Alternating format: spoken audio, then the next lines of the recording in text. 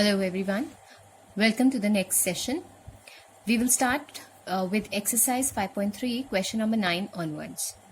Y is equal to sine inverse 2x upon 1 plus x square. What are we supposed to do? We are supposed to simply find out dy by dx. Remember, in the last class I had explained to you about the implicit and the explicit functions, right? So y is equal to sine inverse 2x upon 1 plus x square is an explicit function because it is written in the form of, or a function y is expressed in terms of x, right? So how do we do actually such type of questions which are also based upon the inverse trigonometric ratios? We'll be substituting, right? We'll be converting them into a simplest form and then finding out the derivative. As you have already done some trigonometric formulas in your class 11th, right? So this particular formula has a little bit of familiarity, right? What if I replace or substitute x with tan theta, right? So this can be written as sine inverse 2 tan theta upon 1 plus tan square theta, right? And what is this equal to? Remember, this entire formula is for sine 2 theta, which is expressed in terms of tan. So I write sine inverse sine 2 theta here. What is this equal to? This is equal to 2 theta, right? Or simply I can write it as 2 instead of theta. I can put tan inverse x. And what is this? This is function y. Now I will find out dy by dx. And what is dy by dx? It is 2 derivative of tan inverse x is 1 upon 1 plus x square, right? Moving on to question number 10.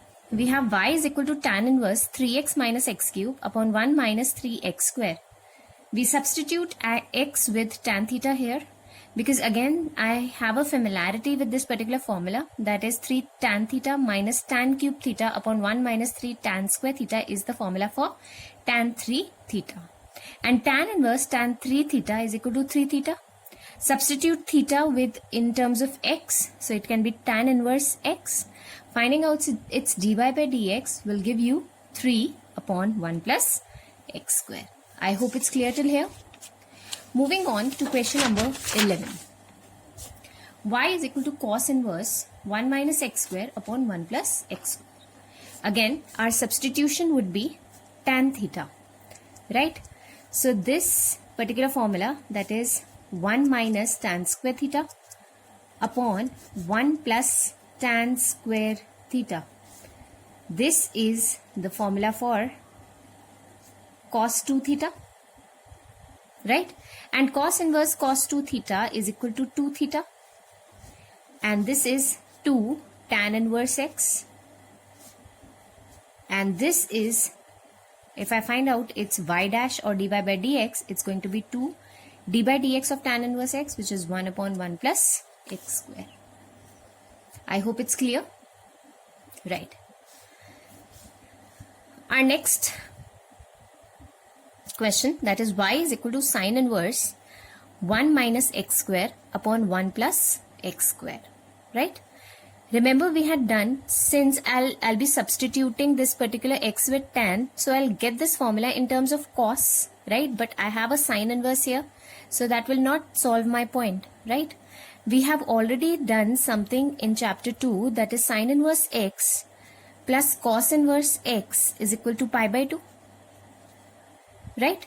So I can write this entire sine inverse in terms of pi by 2 minus cos inverse. So I can write this as y is equal to pi by 2 minus cos inverse 1 minus x square upon 1 plus x square. Now I can substitute x with tan theta. So this is pi by 2 minus cos inverse 1 minus tan square theta upon 1 plus tan square theta. This is pi by 2 minus cos inverse cos 2 theta. So this is pi by 2 minus 2 theta, which is pi by 2 minus, instead of theta I can write here as tan inverse x. So if I find out this is y, if I find out y dash, remember derivative of this constant would be 0 and derivative of this would be minus 2 upon 1 plus x square. So our y dash comes out to be minus 2 upon 1 plus x square, which is the derivative of this particular expression. I hope that's clear, students. Moving on to question number 13. We have y is equal to cos inverse 2x upon 1 plus x square. Again, we know that this particular formula, that is 2 tan theta upon 1 plus tan square theta, is the formula for, if I substitute x with tan theta, I'll get a formula for sin 2 theta. But that will not solve our purpose because I have a cos inverse here. So I'll be converting cos inverse into pi by 2 minus sin inverse 2x upon 1 plus x square. Right? So I can write this cos inverse as pi by 2 minus sin inverse 2x upon 1 plus x square. We can substitute x with tan theta. So we have pi by 2 minus sin inverse 2 tan theta upon 1 plus tan square theta. So this is pi by 2 minus sin inverse sin 2 theta. So this is pi by 2 minus 2 theta, or pi by 2 minus 2 tan inverse x. And what is this? This is the function y. So if I find out y dash, it's going to be 0 for this, minus 2 upon 1 plus x square, which is minus 2 upon 1 plus x square. This is all about question number 13. Moving on to question number 14, right? Sin inverse 2x into under root of 1 minus x square. What you actually need to remember in case of this substitution is which formula can be well suited here, right? So such that, on substituting the value of x, you can apply that particular trigonometric formula, right? So if I take x as sine theta here, it strikes me that I take x as sine theta, so this becomes 2 sine theta under root of 1 minus sine square theta, which is cos square theta, and I have a square root sign, so it becomes cos theta. So I have my reduced formula as 2 sine theta cos theta, which is sine 2 theta, right? So it's very much necessary for you to memorize these formulas, to remember these formulas on tips. So y is equal to sine inverse 2 sine theta under root of 1 minus sine square theta. So this is sine inverse 2 sine theta, 1 minus sine square theta gives us cos square theta.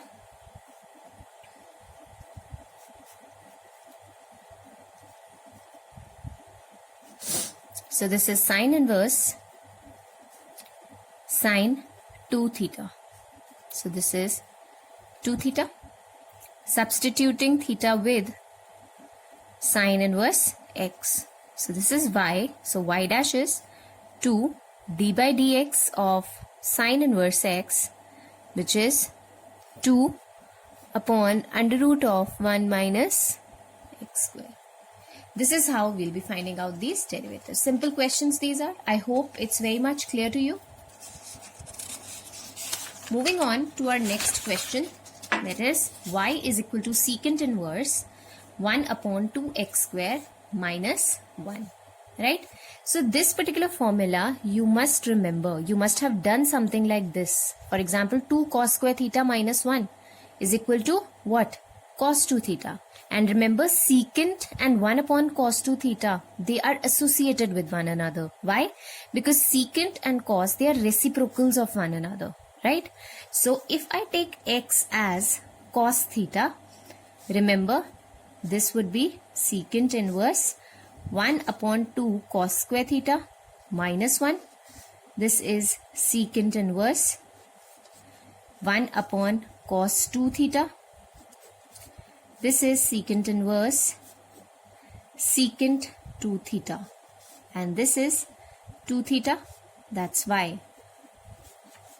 So theta can be written as cos inverse x, and y dash is what? 2 d by dx of cos inverse x. So that's 2 minus 2 upon under root of 1 minus x square. This is how we'll be finding out its derivative. I hope it's very much clear to you, students. Next is our exercise 5.4. It is going to consist of exponential and logarithmic functions, right? So just giving you a brief about the logarithmic function, some properties that you must have already done for logs in physics, that is log of product of 2, that is log of p into q. Log of two numbers can be written as log of p plus log of q. Likewise, log p to the power n. If you have two terms in exponential and you have a log with it, so exponential term comes first, followed by log of that particular term, that is the base. Log a by b can be written as log a minus log b. Remember, derivative of logarithmic function is 1 upon x, and derivative of the exponential function is e raised to power x itself. Okay? Then we have d by dx of e to the power minus x, right? Logarithmic function it is, so it's going to be e to the power minus x, right? And then we'll be finding out, we'll be applying the chain rule, that is d by dx of minus x, which will come out to be minus 1. So that's why the derivative of e to the power minus x would be minus e to the power minus x. So our exercise, next exercise 5.4 is completely based upon it. We have d by dx e to the power x upon sin x. Since we can find out two functions here and they are in division with one another, we'll be applying the quotient rule, right? So the quotient rule is sin x whole square. Then we have sin x d by dx e to the power x minus e to the power x d by dx of sin x. Just making you aware of this particular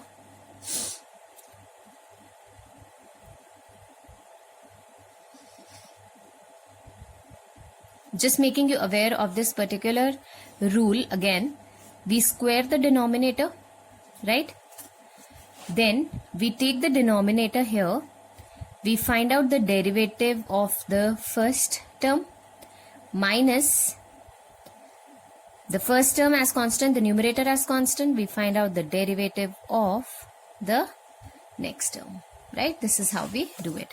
So I have used this formula directly, that is I have squared the denominator. In the numerator, I took the denominator and then derivated the numerator and then minus. I took e raised to power x, numerator constant, and then I'm differentiating the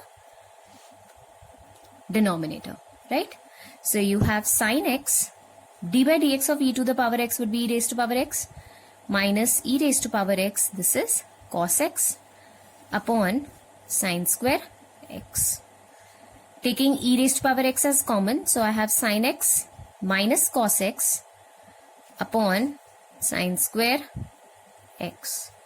That's your y dash, right? Your derivative. Moving on to the next question. Question number 2. d by dx of e to the power sine inverse x. Again, we'll be applying the chain rule over here.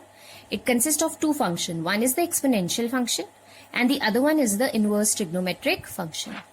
So if we find out the derivative of this will be e raised to power sine inverse x as it is, and then derivative of sine inverse x, which is 1 upon under root of 1 minus x square, right? Again, question number 3, we'll be finding out the derivative of e raised to power x cube, right? We can apply the chain rule again over here. It consists of two functions, the exponential function and the algebraic function.